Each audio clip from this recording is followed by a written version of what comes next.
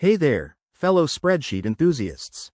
Welcome to this quick tutorial on how to freeze rows in Google Sheets 2025. If you've ever found yourself scrolling through a massive sheet and losing track of your headers, you're in the right place. Freezing rows is a game changer that keeps your important information locked in view no matter how far you scroll. It's super straightforward, and by the end of this video, you'll be doing it like a pro. Let's dive in. First things first, make sure you have Google Sheets open. If you don't have a sheet ready, go ahead and create a new one or open an existing file.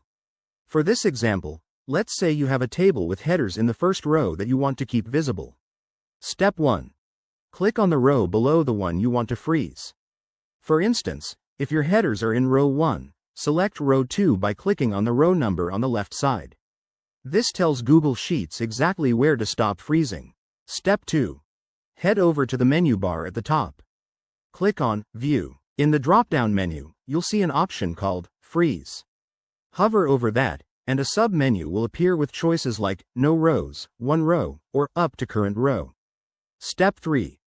Select Up to Current Row if you've selected row 2, for example. Poof! Your selected rows are now frozen. Try scrolling down your sheet. Those rows stay put while the rest moves.